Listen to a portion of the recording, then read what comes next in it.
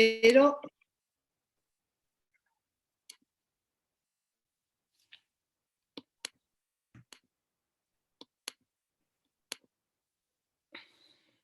muy bien. En realidad, ahí había visto que estaba, también hay un hombre, así que yo para decirles, a ver, perdonen que quiero, ahí está. Decirles que a pesar de que estamos hablando de si se pueden prevenir las patologías ginecológicas, en realidad prácticamente sería como es una charla dada a las mujeres especialmente, pusimos las patologías ginecológicas, pero no nos vamos a detener mucho a todo lo que es patologías específicamente, tal vez no oncológicas, sino me gustaría ver cuáles son las patologías malignas y las oncológicas básicamente en el aparato genital femenino, en las mujeres, la parte de la ginecología, y sobre todo unos temas muy interesantes que es para los hombres y para las mujeres, de qué es lo que pasa cuando las células comienzan a alterarse y entonces van a producir el cáncer. Y voy a ver, espero que se escuche un videíto que me gustaría compartirlo.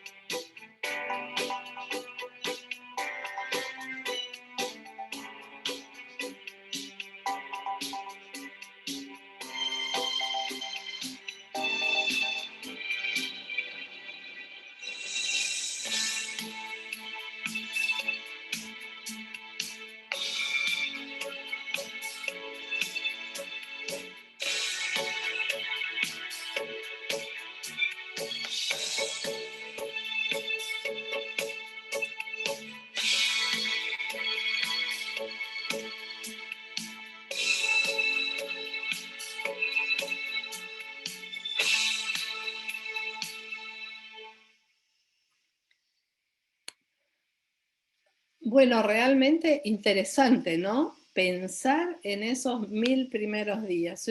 Ustedes me pueden decir, bueno, pero yo no estoy embarazada, no estoy en la época de la lactancia, ¿y qué es lo que puedo hacer al respecto, no es cierto? Y ahí es como que nos llama la atención este gran tema de lo que son las influencias prenatales inclusive, ¿no es cierto?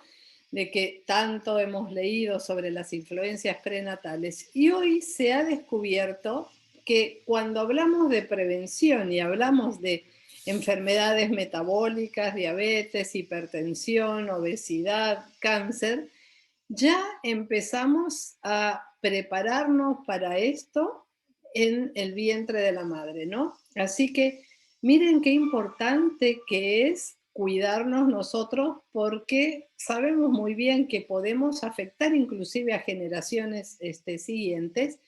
¿Y qué es lo que ocurre? Y acá hay algo que a mí me parece sumamente interesante, Y es algo que se ha descubierto hace muy pocos años y esto me hace pensar también en por qué vivían tantos años las personas de la antigüedad, ¿no es cierto? Sabemos que realmente, ni hablar de Matusalén, pero que fue el que más vivió, pero vivía 900, 800, 700 años y uno decía a veces, ¿por qué será, no? Que eran tan longevos y por qué con el transcurso de los años, a pesar de que se van descubriendo nuevas enfermedades, nuevos tratamientos, la vida se ha ido acortando.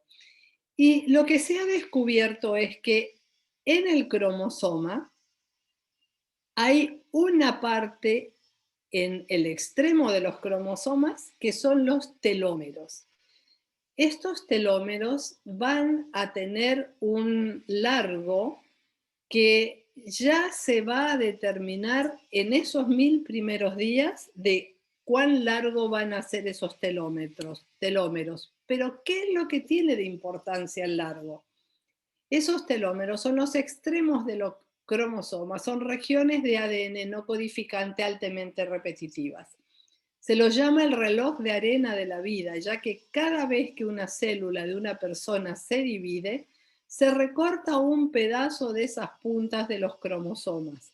Los telómeros cada vez más cortos son una de las razones principales porque las poblaciones de células envejecen.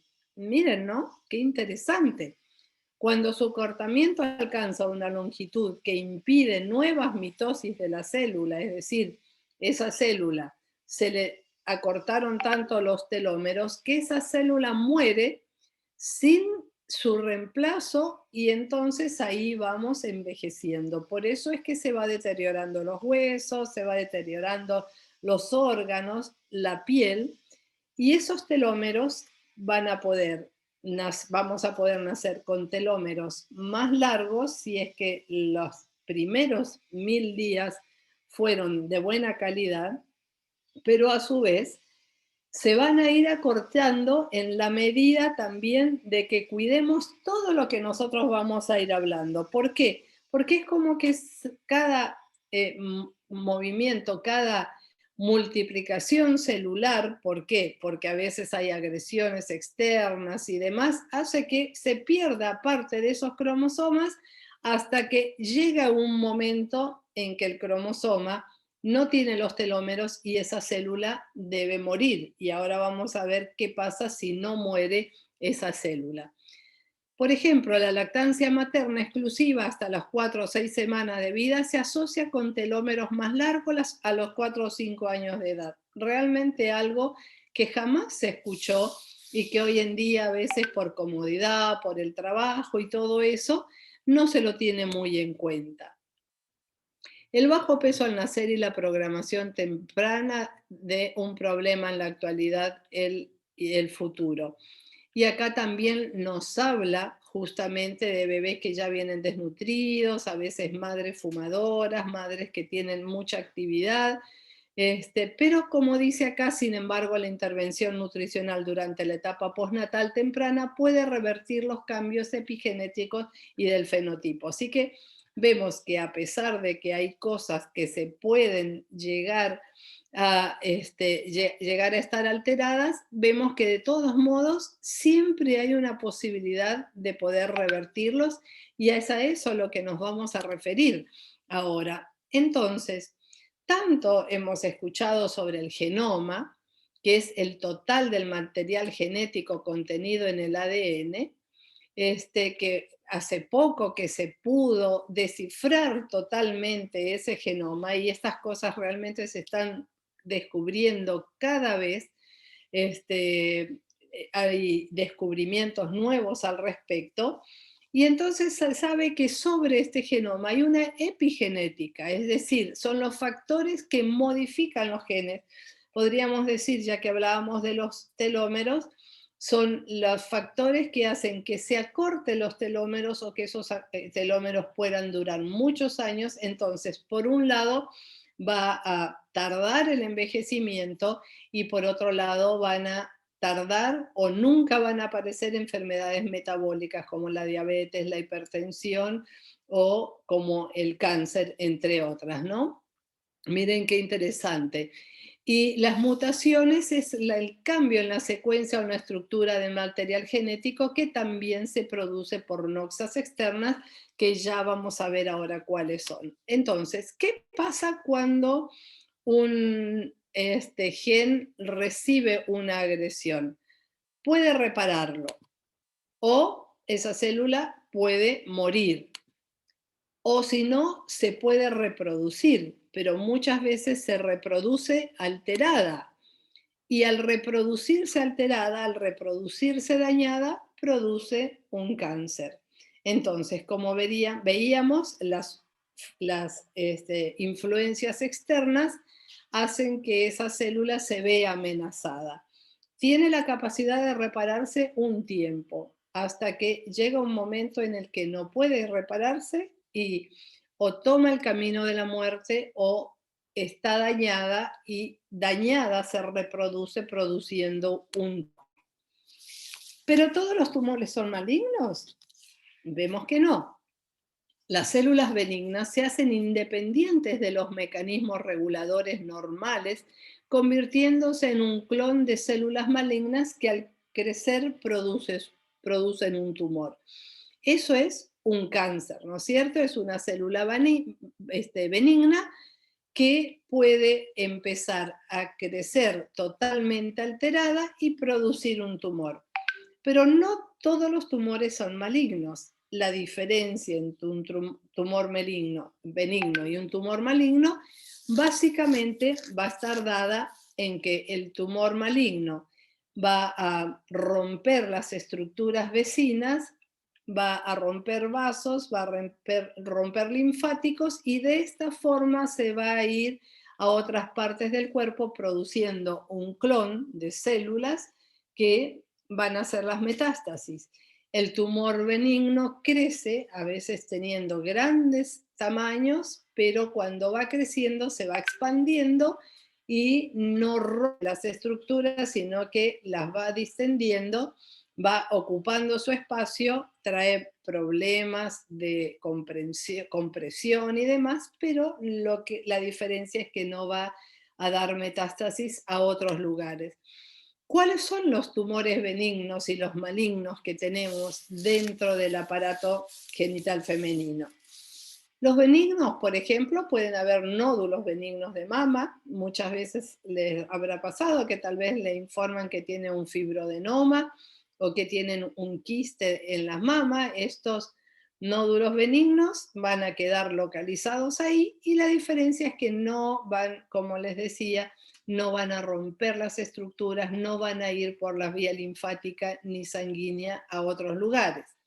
Los miomas uterinos o los fibromas uterinos, que son una causa importante de sangrados, de menstruaciones muy abundantes, son tumores también, pero son tumores benignos que se van a quedar localizados en el útero. En el útero podemos tener pólipos también, en el cuello, en la cavidad del útero. También pueden haber quistes benignos de ovario, ¿no? Esos quistes que a veces inclusive pueden llegar a grandes tamaños, pero que van a crecer dentro de la estructura del ovario. Dentro de los malignos, hablando de lo ginecológico, el cáncer de mama, que sabemos que es el primero en frecuencia, una de cada 8 mujeres en el transcurso de su vida, si llega a los 85 años, va a tener un cáncer de mama. Así que vemos que realmente es tremenda la cantidad de tumores de mama y de cánceres de mama que se están viendo en personas inclusive mucho más jóvenes porque por los factores de riesgo que ahora vamos a comentar y que son factores de riesgo que se van sumando y que a los cuales tal vez no podemos evitar por el hecho de que estamos viviendo en un ambiente donde tenemos fumigaciones, donde tenemos radiaciones, pero el cáncer de mama realmente es un motivo de preocupación en la actualidad.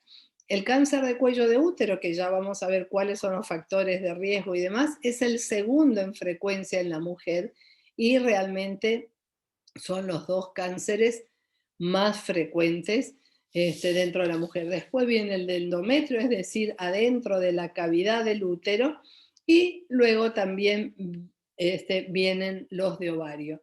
Cada uno va a tener factores de riesgo diferentes, cada uno va a tener sintomatología diferente, formas de diagnosticarlo diferentes, que ya vamos a mencionar como para saber cómo deberíamos hacer los controles, pero que debemos siempre tenerlos atentos, pero sobre todo lo importante de todo esto es que tenemos muchas formas de hacer una prevención que son comunes a todos estos tumores. Entonces, con un cambio de estilo de vida, como vamos a ver, podemos hacer una prevención realmente que hace la diferencia en todos estos tumores. Cuando hablamos de prevención, ¿qué hablamos? La prevención puede ser una prevención primaria. ¿Qué es una prevención primaria? Es actuar sobre los factores de riesgo para evitar que aparezca un tumor, ¿no es cierto? Entonces, nosotros tal vez sabemos cuáles son los factores de riesgo, actuamos, nos cuidamos en muchas, digamos, con muchos de estos factores, y de esa forma evitamos que aparezca alguno de los tumores que mencionamos. Para eso debemos conocer cuáles son los factores de riesgo para cada una de las patologías, y así vemos cómo podemos hacer como para hacer una prevención. El cáncer de mama, básicamente, es uno de los que más influencia tiene los antecedentes familiares, y ustedes posiblemente, si han ido en algún momento a su ginecólogo, les habrá preguntado sobre los antecedentes familiares de cáncer de mama, madre, hermanas, tías, abuelas. ¿Por qué? Porque hay un porcentaje mayor de probabilidades de que se pueda tener un cáncer si es que son familiares directos los que han tenido.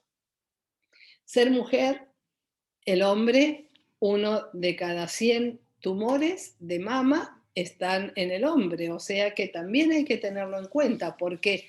Porque justamente los tumores, los cánceres de mama en el hombre se diagnostican tarde por el hecho de que no le dan importancia, a veces piensan que es un golpe, una picadura, o no parece ser importante, y muchas veces se llega tarde porque no se piensa que el hombre también puede tener cáncer de mama, a pesar de que la frecuencia es mucho menor. Por eso decimos que ser mujer es el principal factor. El envejecer, cuando estos telómeros se van terminando, esta célula se va reproduciendo, va perdiendo parte de esos telómeros, llega un momento que, como veíamos, ya esta célula envejeció y o muere o se muta, se transforma como para producir un tumor. Las menstruaciones antes de los 12 años, ¿por qué? O las menopausias muy tardías, porque la mayor exposición a las hormonas, a los estrógenos, ya sea como está ahí abajo, la exposición a, no, esto no es medicamento, esas sustancias químicas, a medicación externa, estrógenos externos, también puede ser. Las menopausias muy tardías. Los factores dietéticos que ya vamos a mencionar ahora, ¿cuáles serían? El sobrepeso y la obesidad. Y ya van a ver ustedes que el sobrepeso y la obesidad son factores de riesgo no solamente para las enfermedades metabólicas como son la hipertensión y la diabetes, sino que también van a estar dadas por el cambio hormonal que puede haber, ¿no es cierto? Cuando hay obesidad, esta grasa hace que se vaya a transformar el colesterol, que es la materia prima para llegar al estrógeno, se va a transformar en la grasa. O sea que el hecho de ser gordito hace que los tumores hormonodependientes se desarrollan con mucho más facilidad. Vemos cómo están enlazados todos estos. ¿Por qué? Porque si tenemos una dieta tal vez no adecuada, va a haber sobrepeso y obesidad, que es factor de riesgo para estos tumores, a su vez factor de riesgo para la hipertensión y para la diabetes, y la hipertensión y la diabetes también son factores de riesgo para estos tumores. Así que vemos cómo todo el estilo de vida va a estar sumando estos factores. El consumo del tabaco y el alcohol, que es un factor de riesgo común a todos los tumores, y el no haber tenido hijos justamente por los cambios hormonales que vamos a tener. El cáncer de endometrio, que es otro de los que habíamos mencionado, ahí vemos nuevamente la obesidad, porque es un tumor hormonodependiente también, la hipertensión arterial, la diabetes, vemos cómo se vuelven a repetir estos factores que están totalmente interrelacionados, el no haber tenido hijos y medicación hormonal para la menopausia, especialmente si se toma estrógeno solo sin progesterona y por muchos años. Tiene mucho que ver especialmente con la parte hormonal, el cáncer de endometrio. El cáncer de ovario básicamente son los antecedentes familiares, también cuando hay antecedentes familiares de cáncer de mama o de cáncer de ovario, hay que estar muy atento a las posibilidades. No quiere decir que vaya a desarrollar también un cáncer de ovario, pero hay un poco más de propensión, por eso hay que estar más atento a estas patologías. También el no haber tenido hijos, la ingesta de carnes y grasas tiene también influencia. Y hay unos factores protectores, que son, por ejemplo, el embarazo, la lactancia y los anticonceptivos orales. Acá los anticonceptivos orales protegen, ¿por qué? Porque cuanto más ovulaciones hay en este ovario, más traumatismo y mayor probabilidades de que se vaya a desarrollar un cáncer de ovario. Y el cáncer de cuello de útero, que veíamos que es el segundo en frecuencia después del cáncer de mama, miren que realmente todo básicamente está relacionado al estilo de vida en cuanto a los hábitos sexuales, ¿no? Y habrán escuchado mucho de la infección por el HPV, que el HPV es el responsable del 99% de los cánceres de cuello, es decir, que prácticamente todos los cánceres de cuello son producidos por este virus, por eso la vacuna para el HPV que se los da a las chicas, no sé cómo es en España, pero acá a partir de los 11 años ya está en la calendario de vacunación. Y realmente, ¿cuál sería la forma de transmisión? Es sexual.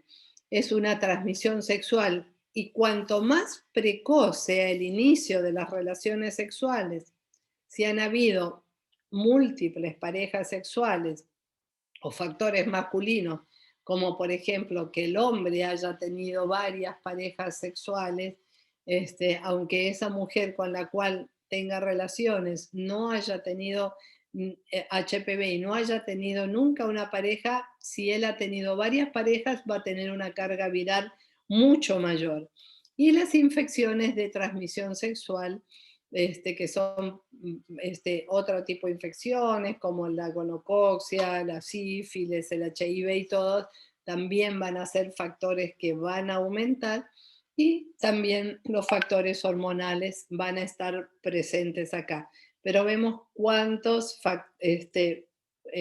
motivos que se pueden prevenir y con un estilo de vida también, con los consejos que tenemos como para poder realmente tener una sexualidad que esté acorde a lo que creemos que es lo correcto, vamos a hacer una prevención de este que es uno de los cánceres tan frecuentes y que lo vemos cada vez más y sobre todo lo vemos cada vez más en personas jóvenes, en chicas muy jóvenes que a veces a los 24 o 25 años hay que hacerle una gran cirugía sacándole el útero, los ovarios, porque ya comenzó tal vez a los 14, 15 años con el HPV y fue actuando. Así que realmente estamos hablando de un problema muy serio. Hay factores que no podemos modificar.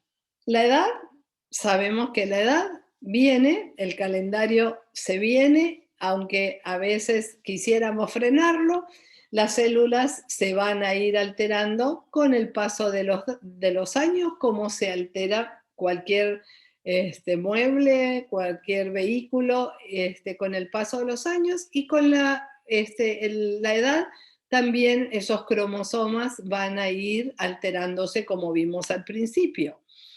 Factores genéticos, por ejemplo, los antecedentes familiares. Hay razas que tienen mayor propensión que otros a tener cáncer de diferentes etiologías, ya sea cáncer de ovario, cáncer de mama. Tampoco podemos hacer nada con estos factores. ¿Qué podemos hacer? Simplemente tal vez cuidar todo lo otro para evitar que se desencadene y por supuesto, siempre pensar en estar atentos a un diagnóstico precoz, que es lo que vamos a ver también como para saber cómo hacer. Por ahí hay pacientes que me dicen, bueno, yo tengo hermanas, tengo mi madre, tengo mi abuela que tuvo cáncer de mama. Bueno, no es como para preocuparse y decir, bueno, seguro que yo voy a tener cáncer de mama, pero sí es una paciente que debe tener un control más estricto, debe tratar de controlarse de otra manera, tal vez comenzar en una edad más temprana y hacer estudios más seguido. Es simplemente lo que debería hacer. Y factores modificables. Por suerte tenemos muchos factores que son modificables, los no modificables son pocos.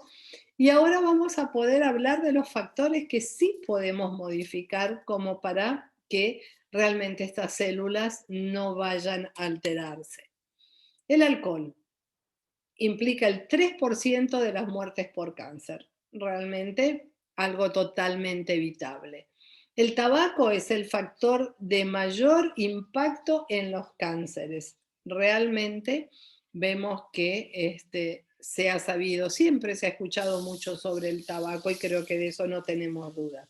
Factores hormonales como el embarazo, la lactancia, o la exposición a los estrógenos, algunos podemos modificar, otros no, pero sí promover la lactancia, como veíamos en el videíto al principio, aparte de que realmente se sabe de que esto es un factor protector para los bebés, pero también es un factor protector para la madre, porque disminuye el riesgo especialmente de cáncer de mama especialmente. Las radiaciones, de las cuales a veces podemos y otras veces no podemos evitar, pero es uno de los factores de riesgo también que se podrían llegar a modificar.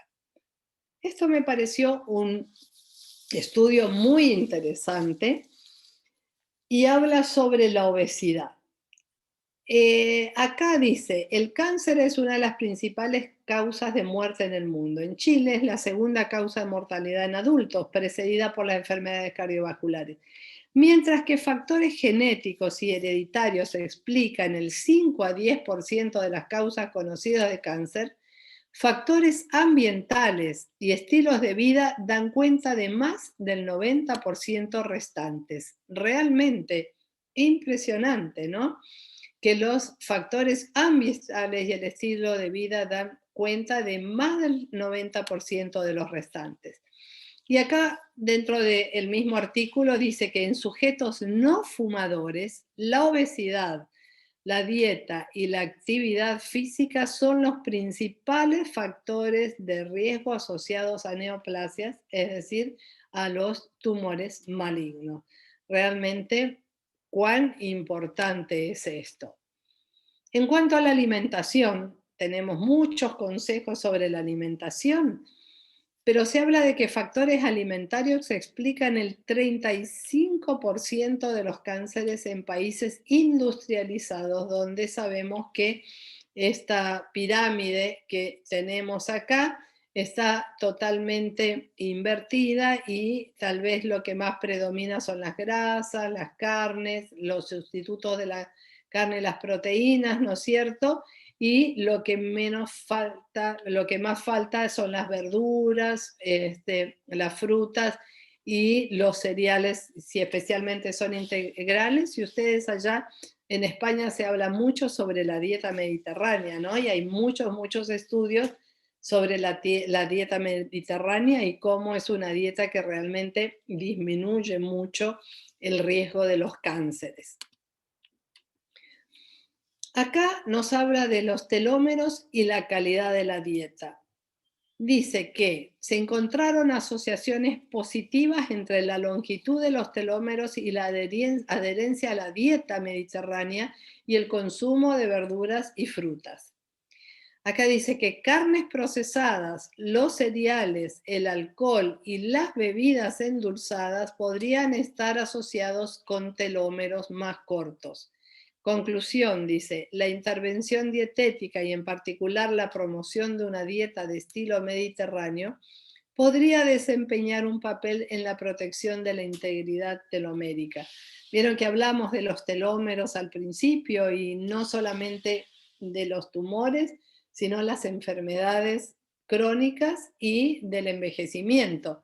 Así que realmente qué importante que es el tema de los cambios en la alimentación, ¿no es cierto? El ejercicio. Y acá habla de la actividad física y el cáncer de mama.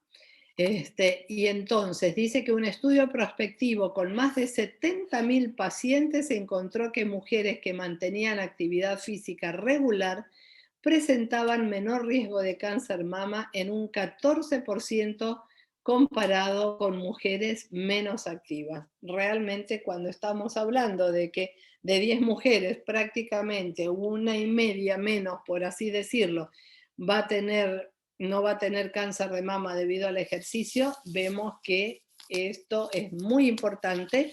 ¿Y por qué el ejercicio? Porque el ejercicio, por un lado, va a ayudar a el estado de ánimo, a la inmunidad, va a ayudar a mantener el peso adecuado, va a ayudar con las endorfinas, va a disminuir las enfermedades crónicas, o sea que son varios los, la forma por la cual el ejercicio va a poder actuar. Dice que el riesgo de presentar cáncer de mama se redujo en 25% en mujeres que eran físicamente activas comparando con las menos activas. Acá no solamente hace de una actividad mínima, sino realmente una actividad física intensa, aumenta aún más el porcentaje de beneficio. Y algo que también está relacionado con el ejercicio, y especialmente si el ejercicio o la actividad física la hacemos en el sol o al aire libre. Habrán escuchado mucho sobre la vitamina D, ¿no? Hoy la vitamina D ha pasado a ser alguien muy importante y que creen que en los próximos años se lo va a tomar ya no como una vitamina, sino como una hormona, debido a que está presente en cuanto a factores de riesgo, ya sea de cáncer, de Alzheimer, de las enfermedades cardiovasculares. Hoy se habla del COVID, que realmente aumenta muchísimo la inmunidad, así que es sumamente importante mantener valores adecuados de vitamina D. Y acá nosotros nos sorprendemos al ver cuán bajo tenemos los valores de vitamina D justamente por el cambio de estilo de vida, por pasar muchas horas a veces encerrado en ambientes de trabajo o por la falta de exposición, a veces por el temor al sol. Así que realmente vemos que valores adecuados de vitamina D disminuyen la incidencia y mejoran el pronóstico en el cáncer. Así que vemos realmente que es fundamental el tema de la vitamina D. Entonces, con una dieta adecuada, con un peso adecuado, con ejercicio, con vitamina D, todo muy relacionado, y dejando el tabaco y el alcohol, vamos a tener, como vemos, un frente muy importante para hacer a todas estas todas estas patologías que realmente, como decíamos, son tan frecuentes. El estrés, ¿quién no va a decir que no tiene momentos de estrés o que no estamos pasando? Ya hoy creo que la situación del mundo que vivimos ya nos estresa, ¿no es cierto? En tener cambios en nuestra forma de poder manejarnos en el trabajo, en las actividades, en la iglesia, en nuestra comunidad, en nuestra familia, personas tal vez allegadas que están enfermos, otros que mueren. Todo esto causa estrés, además de las actividades propias del siglo XXI. Acá lo que podemos hacer como cristianos es decir, entregar al Señor todo lo que hacemos, ¿no? Confiar en Él y Él que nos ayude. Pero esto es increíble porque no solamente tenemos consejos en la Biblia, sino que hay estudios científicos que hablan justamente de la espiritualidad. Y esto a mí me llama poderosamente la atención, porque no son estudios realizados por entes religiosos, sino son estudios realizados por la ciencia. Miren este estudio, dice la conexión mente, cuerpo, espíritu y su efecto en la promoción de salud en pacientes oncológicos. Es un estudio que ha estado hecho por varias universidades. Dice, la espiritualidad mejora la función inmune, aumenta la sobrevida, disminuye los síntomas de la enfermedad y los efectos adversos del tratamiento y mejora la calidad de vida en el paciente oncológico.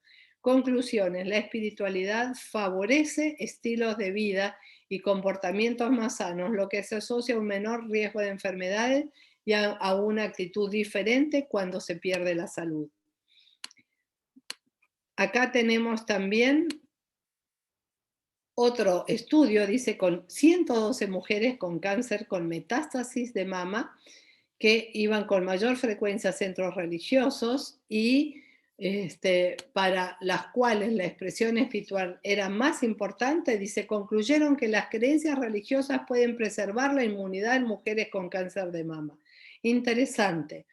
Y este estudio citado más abajo de la Universidad de Harvard, que fue hecho con 74.534 enfermeras, realmente muy, muy importante el estudio, dice que los hábitos de vida, la dieta y la asistencia a servicios religiosos en enfermeras de etnia blanca y religión cristiana extrajeron que aquellas que acuden más de una vez por semana a la Eucaristía tienen un 33% menos de riesgo de mortalidad que las que no iban.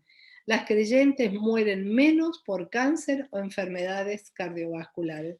Qué increíble, realmente esto es algo impactante porque uno se da cuenta que no solamente tenemos consejos en la Biblia, sino que la ciencia justamente va corroborando este tipo de relación. Por lo tanto, ante estas cosas, ¿qué debemos hacer? Tener una actitud positiva y la confianza en Dios, que es lo que realmente va a hacer la diferencia, ¿no es cierto? ¿Por qué? Porque justamente nuestra inmunidad va a estar totalmente diferente. Entonces, con todos estos factores que veníamos mencionando, vamos a poder hablar de lo que es la prevención primaria. Pero, ¿qué es la prevención secundaria? ¿Por qué? Porque yo puedo decir, tengo una dieta adecuada, hago ejercicio, no soy obeso, me cuido en la alimentación, pero de todos modos voy a tener un cáncer. Es probable. ¿Por qué? Porque son múltiples los factores y porque simplemente las células en algún momento, a pesar de todo, se pueden alterar. Tal vez se van a alterar 10 años más tarde que si no tuviera un estilo de vida saludable, pero no estamos exentos de que esto ocurra.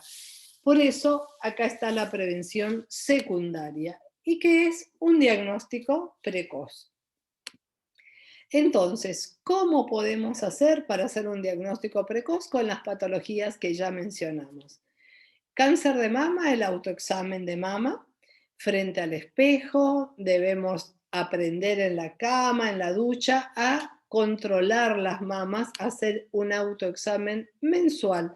Sería lo ideal. Si se está menstruando todavía, comenzar a hacerlo después de la menstruación, cuando las mamas están más blandas, menos turgentes, y si no, en algún momento del mes, ya pensar en hacerse un autoexamen y realizado por el especialista anual. Lo ideal que sería que cuando se hace un control ginecológico, cuando se hace un chequeo, un Papa Nicolau, se va a hacer los análisis de rutina con el ginecólogo, que también pueda realizar un examen mamario, ¿no es cierto?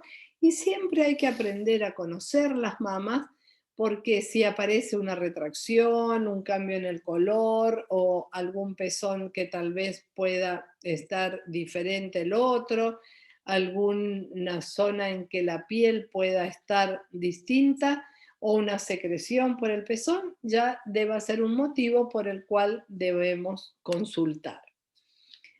¿Cuándo empezar a hacer una ecografía mamaria? En las mujeres jóvenes siempre es preferible la ecografía antes que la mamografía.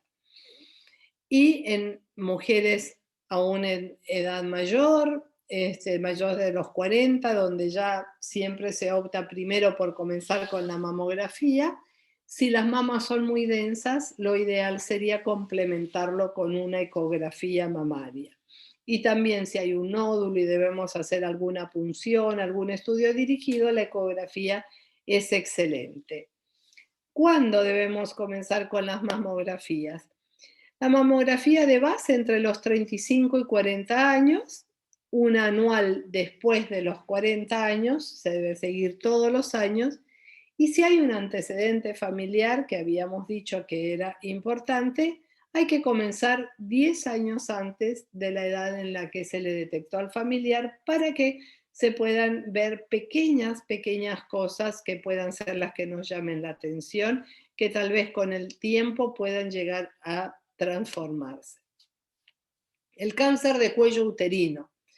Para el cáncer, el Papa Nicolau, que hace casi 100 años que se pudo eh, realmente descubrir el doctor Papa Nicolau, esta técnica que es muy sencilla, que es realmente, bueno, todas deben habérselo hecho, extraer las células que descaman del cuello de útero y realmente es excelente, se lo mira al microscopio y con esto tenemos una alta detección de cáncer de cuello de útero, es algo muy sencillo que habría que hacerlo anualmente luego de un año de iniciadas las relaciones sexuales, ¿no? Y eso hasta los 70 años por lo menos debe hacerse. Los otros estudios en general se continúan de por vida, pero el Papa Nicolau, si no hay factores de riesgo y los últimos Papa Nicolau han dado normales, a los 70 años se podría dejar.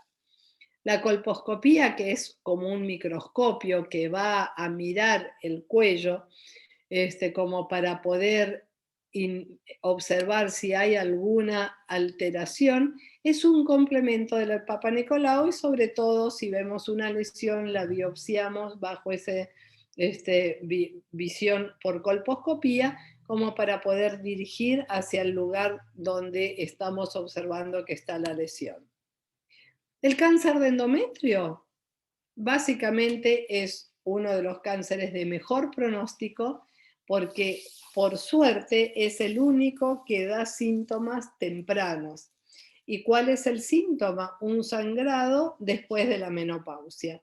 A veces un sangrado escaso, no siempre va a ser cáncer, pero ya debe ser un motivo que nos lleve a la consulta, hacer una ecografía y si hay factores de riesgo, como obesidad o alguno de los otros factores que estuvimos mencionando, debería hacerse una ecografía anual como para tratar de controlar el endometrio y las características del útero y de paso también vamos a ver la del ovario, que también sería la forma de poder controlarlo.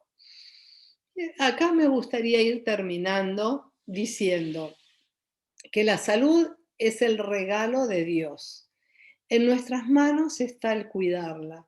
Vemos cuántas cosas podemos hacer nosotros como para cuidar nuestra salud, ¿no es cierto?